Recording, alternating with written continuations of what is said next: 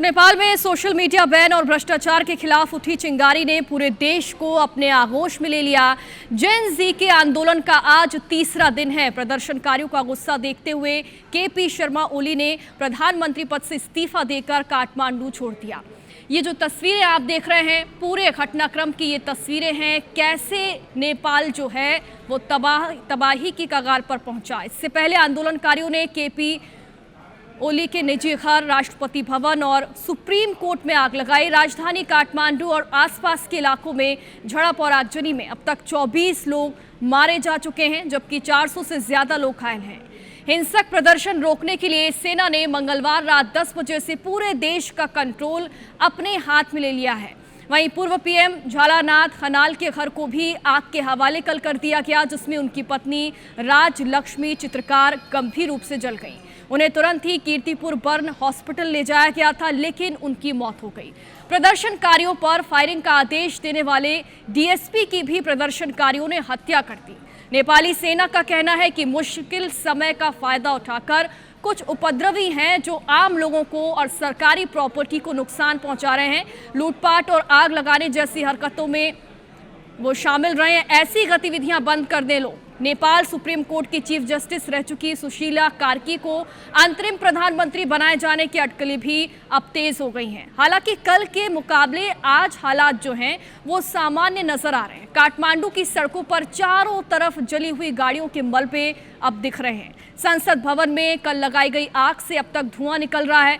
भारत भी नेपाल की घटना पर लगातार नजर बनाए हुए है। प्रधानमंत्री नरेंद्र मोदी ने कल सुरक्षा की समीक्षा की और साथ ही सोशल मीडिया पोस्ट के जरिए नेपाल में उन्होंने शांति की उम्मीद भी जताई। नेपाली भाषा में उन्होंने पोस्ट भी किया और लिखा कि शांति बनाए रखें।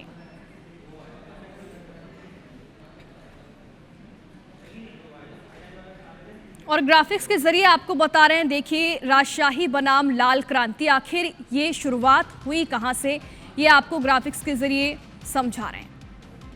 2008 में राजा ज्ञानेंद्र शाह को सत्ता से हटाया गया था और उसके बाद 2015 में नए संविधान के साथ नेपाल लोकतांत्रिक देश बना। इसके बाद समय समय पर राजशाही की मांग उठती रही है। ये कोई नया मुद्दा या नया मामला नहीं है। 2025 में काठमांडू की सड़कों पर राजा वापस आओ के नारे लगे हैं। राजशाही के दौर में स्थिरता का हवाला देकर वापस लाने की मांग की गई। 2008 में नेपाल में राजशाही का अंत जरूर हुआ, लेकिन इसके बाद आपको बताएं कि नेपाल में 1996 की अगर बात करें तो माओवादी विद्रोह की शुरुआत इसमें हुई और 1996 से 2006 तक चले आंदोलन में राजशाही के अंत के बावजूद भी व्यवस्था चलती रही।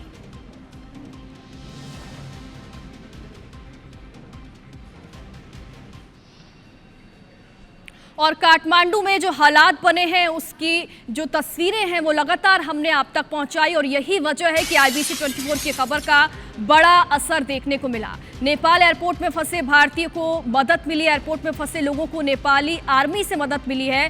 भारतीय महिला प्रीति ने वीडियो बनाकर जानकारी दी। महिला से हमने खुद बातचीत भी की थी और जो प्रीति नाम की महिला है उसने ये जानकारी दी कि वहां पर वो फंसे हुए थे। एयरपोर्ट प्रबंधन ने किसी भी प्रकार की उनकी मदद नहीं की। मदद की गुहार वो लगाते रहे, लेकिन उन्हें कोई जवाब भी नहीं दिया गया। और ये खबर हमने प्रमुखता से दिखाई थी। उन्हें मदद के लिए भी हमने कहा था कि जो भी संभव मदद हो सकेगी हम जरूर करेंगे। और ये खबर दिखाए जाने के बाद देखिए बड़ा असर इस खबर का हुआ है। भारतीय, आपको बता दें कि वहां पर जो भारतीय फंसे हैं उन्हें आखिरकार मदद मिल गई। ये महिला है जिसने वीडियो बनाया था और इसके बाद इस खबर का असर हुआ। नेपाल एयरपोर्ट में जो भारतीय फंसे थे उन्हें मदद मिल गई। 125 भारतीय वहां पर फंसे थे। नेपाली आर्मी से अब उन्हें मदद मिली है।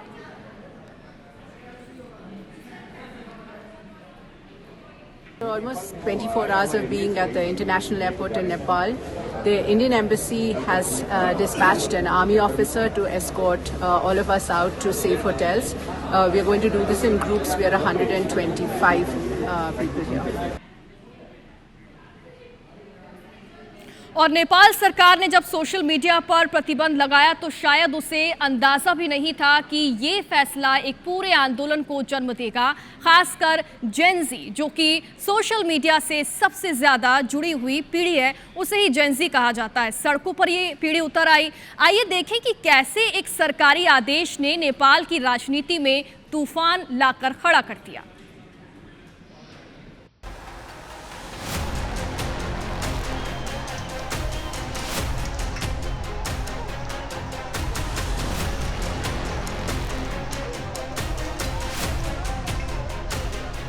नेपाल में शनिवार की सुबह अचानक 26 बड़े सोशल मीडिया प्लेटफॉर्म्स ब्लॉक कर दिए गए। इनमें फेसबुक, इंस्टाग्राम, व्हाट्सएप, यूट्यूब और एक्स जैसे नाम शामिल थे। सरकार का तर्क था कि ये कंपनियां नेपाल में रजिस्टर्ड नहीं हैं और इनकी गतिविधियां स्थानीय कानून के तहत जवाबदेह नहीं हैं। लेकिन सरकार के इस आदेश का सबसे बड़ा झटका युवा वर्ग को लगा, जो रोजमर्रा की जिंदगी से लेकर पढ़ाई, काम और अभिव्यक्ति तक सोशल मीडिया पर निर्भर हैं। इंटरनेट पर अचानक #नेपोकिड ट्रेंड शुरू हुआ। इसमें नेताओं के बच्चों की आलीशान जिंदगी और आम युवाओं की बेरोजगारी और संघर्ष को आमने सामने रखा गया। ये ट्रेंड कुछ ही घंटों में लाखों लोगों तक पहुंच गया। दिलचस्प बात यह रही कि टिकटॉक, जो पहले ही नेपाल में रजिस्टर्ड था, इकलौता ऐसा प्लेटफॉर्म बना जिस पर यह विरोध सबसे ज्यादा वायरल हुआ। टिकटॉक वीडियो, मीम्स और लाइव स्ट्रीम्स ने देखते ही इस आंदोलन को सड़क से संसद तक पहुंचा दिया और काठमांडू की गलियों में युवाओं की भीड़ उमड़ पड़ी।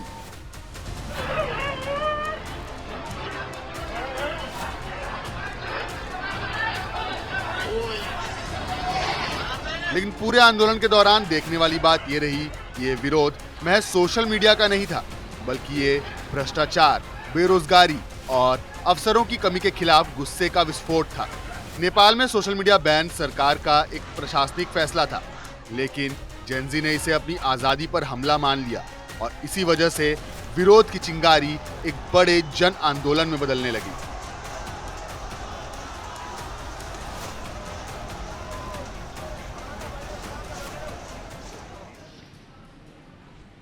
तो जब सरकार और युवा आमने सामने आए तो नतीजा था लाठीचार्ज, फायरिंग और कई मौतें। सोशल मीडिया बैन के खिलाफ शुरू हुआ शांतिपूर्ण विरोध, जो कुछ ही घंटों में नेपाल के इतिहास का सबसे हिंसक आंदोलन कैसे बन गया, वो भी देखिए।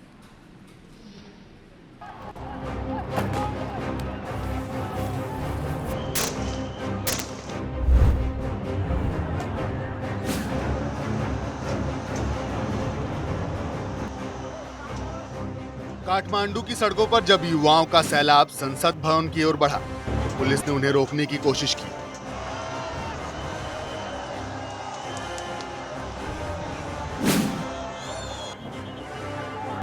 शुरू हुआ लाठीचार्ज, छोड़े गए आंसू गैस के गोले, लेकिन भीड़ पीछे हटने को तैयार नहीं थी। युवाओं ने बैरिकेड तोड़े, सरकारी वाहनों में आग लगा दी और कई मंत्रियों के घरों को निशाना बनाया।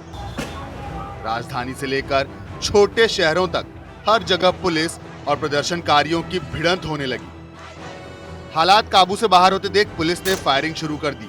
गोलियों की आवाज गूंजी, लोग गिरने लगे, अस्पतालों में घायलों की लंबी कतारें लग गई। अब तक की रिपोर्ट के मुताबिक इस फायरिंग में कम से कम 20 लोगों की मौत हुई और सैकड़ों घायल हैं। इसके बाद काठमांडू, पोखरा और विराटनगर जैसे बड़े शहरों में कर्फ्यू लगा दिया गया। इंटरनेट पूरी तरह बंद कर दिया गया ताकि विरोध की आग और न फैले। लेकिन इसके बावजूद देश भर में गुस्सा कम नहीं हुआ। राजनीतिक विश्लेषक मानते हैं कि ये नेपाल में 2006 के जन आंदोलन के बाद सबसे खतरनाक राजनीतिक संकट है। यह सिर्फ सोशल मीडिया बैन का विरोध नहीं रहा, बल्कि एक पीढ़ी की नाराजगी का विस्फोट था। Bureau report, IBC 24। तो लगातार बढ़ते दबाव, मौतों और अंतर्राष्ट्रीय आलोचना के बाद आखिरकार नेपाल सरकार को बैकफुट पर आना ही पड़ा। सोशल मीडिया बैन हटा दिया गया, लेकिन इस बीच राजनीतिक भूचाल इतना गहरा गया कि प्रधानमंत्री तक को अपनी कुर्सी छोड़नी पड़ गई।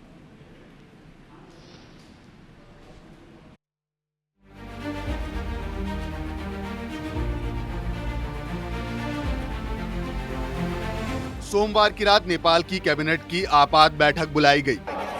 माहौल तनावपूर्ण था। मंत्रियों के चेहरों पर चिंता साफ झलक रही थी। आखिरकार फैसला हुआ कि सरकार सोशल मीडिया बैन वापस लेगी, लेकिन तब तक हालात हाथ से निकल चुके थे। सबसे पहले गृह मंत्री रमेश लेखक ने नैतिक जिम्मेदारी लेते हुए इस्तीफा सौंप दिया। इसके बाद डोमिनो इफेक्ट शुरू हुआ। स्वास्थ्य और कृषि मंत्री समेत 21 सांसदों ने भी अपने पद छोड़ दिए। और फिर मंगलवार को आया सबसे बड़ा झटका। प्रधानमंत्री केपी शर्मा ओली ने राष्ट्र के नाम संबोधन में अपने इस्तीफे का ऐलान कर दिया। ओली ने कहा, मैं लोकतंत्र के हित में ये कदम उठा रहा हूं।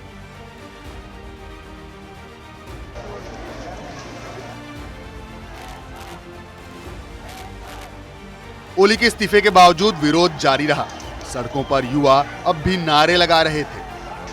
उनका कहना था कि सिर्फ इस्तीफों से हमारी लड़ाई खत्म नहीं होगी, हमें असली बदलाव चाहिए।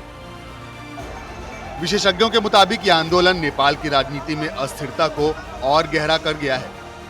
सरकार तो गिर गई, लेकिन भविष्य की राह अभी भी साफ नहीं है।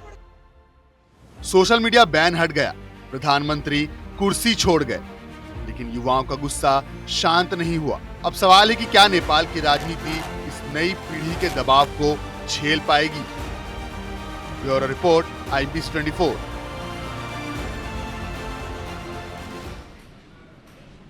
नेपाल का जेनजी आंदोलन अब सिर्फ एक देश की कहानी नहीं रहा, इसका असर पड़ोसी देश भारत, चीन और पूरे दक्षिण एशिया पर भी पड़ सकता है। सोशल मीडिया तो लौट आया है, लेकिन असली सवाल है कि क्या नेपाल में लोकतंत्र लौट पाएगा?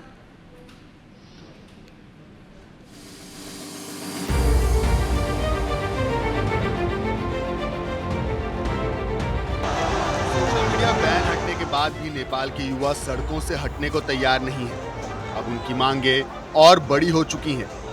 वो भ्रष्टाचार पर लगाम, रोजगार के अवसर और पारदर्शी शासन चाहते हैं।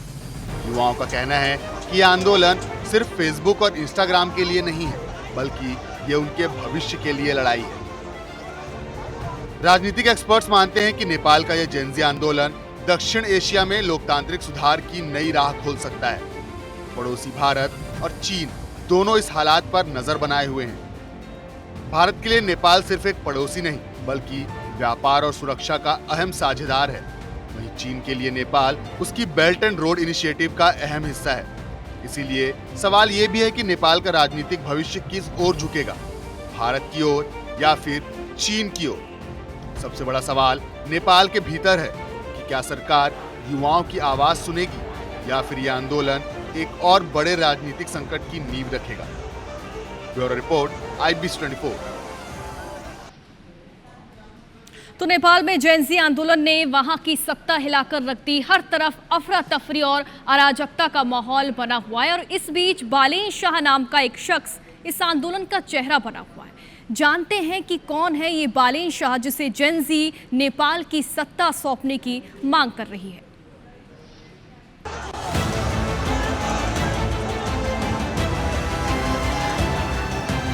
नेपाल में जेनजी आंदोलन और तख्तापलट के बीच बालेन शाह का नाम उभर कर सामने आ रहा। ये नाम चर्चा में है। दरअसल बालेन शाह काठमांडू के मेयर हैं। बालेन नेपाल में युवाओं के बीच खासे लोकप्रिय हैं। यह शख्स नेपाल के इस बड़े आंदोलन का केंद्र बना हुआ है। बालेन के कदर प्रभाव का अंदाजा इसी बात से लगाया जा सकता है कि टाइम मैगजीन ने उन्हें 2023 के अपने टॉप 100 शख्सियत की सूची में शामिल किया था। द न्यूयॉर्क टाइम्स जैसे विश्व प्रतिष्ठित मीडिया संस्थानों ने भी उन्हें कवर किया है। युवाओं के बीच उनके बड़े पैमाने पर फॉलोअर्स हैं।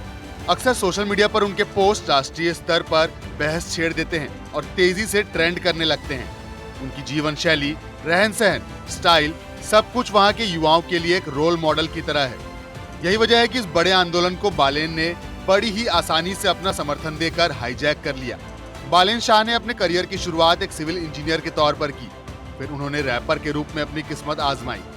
इसके बाद उन्होंने राजनीति में आने का फैसला किया और काठमांडू के मेयर पद के लिए चुनाव लड़ा और जीत भी गए।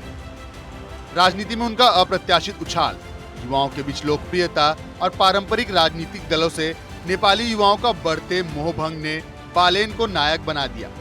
बालेन ने इस पूरे आंदोलन को अपना समर्थन दे रखा है और यही वजह है कि युवाओं के बीच पहले से फेमस बालेन को युवा अपने हीरो के तौर पर पेश कर रहे हैं। मांग कर रहे हैं बालेन को नेपाल की कमान सौंपने की। Bureau report IBC 24।